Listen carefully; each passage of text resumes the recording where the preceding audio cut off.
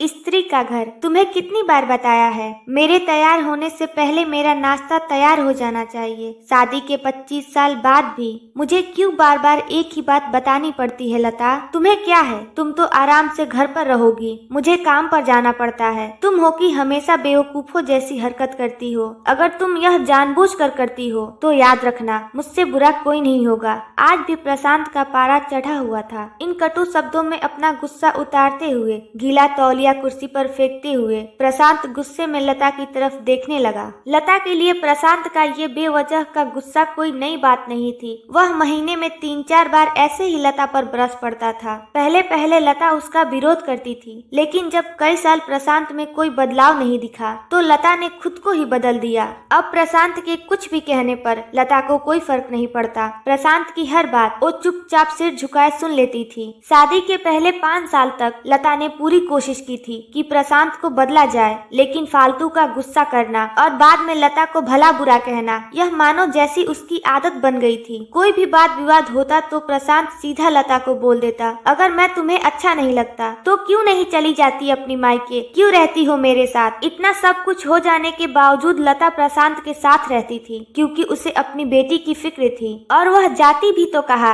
अपने बूढ़े हो चुके माँ बाप को इस उम्र में परेशान करना वो नहीं चाहती थी। समाज और लोग क्या कहेंगे, यह भी तो उसे देखना था। वह इतनी पढ़ी लिखी भी तो नहीं थी कि खुद जाकर कोई नौकरी कर सके और अपना और अपनी बेटी का पालन पोषण कर सके। लता को अब अपनी फिक्र नहीं थी, उसको फिक्र थी तो बस अपनी शादी लायक हो रही बेटी की। लता नहीं चाहती थी कि पति पत्नी के झगड़े की वजह से काव्या डिस्टर्ब हो। काव्या की पढ़ाई पूरी हो चुकी थी, उसके लिए अब शादी के रिश्ते आने लगे थे। कई रिश्तों को काव्या ठुकरा चुकी थी। 2-3 महीने बाद एक अच्छा रिश्ता आया। रिश्तेदारों और पहचान के लोगों ने भी लड़के के बहुत गुणगान किए थे। प्रशांत एक शाम अपनी बेटी के पास बैठकर उसे बताने लगा, काव्या बहुत अच्छा लड़का है, पढ़ा लिखा है, बड़ा घर है, बहुत अच्छी नौकरी है। ऐसे रिश्ते बार बार नहीं आते बेटा, इस बार मना मत करना। काव्या अपने पिता से ज्यादा बात नहीं करती थी, शायद डरती थी या शायद नफरत करती थी, लेकिन आज वो अपनी पूरी हिम्मत इकट्ठा कर बोली, मुझे अभी शादी नहीं करनी है पापा, मैं नौकरी करना चाहती हूँ, खुद अपने पैरों पर खड़ा होना चाहती हूँ। हाँ तो उसमें क्या बड़ी बात है, मैंने लड़के से बात की है, वह तुम्हें किसी बात के लिए नहीं रोकेगा। तुम शादी के बाद नौकरी कर सकती हो,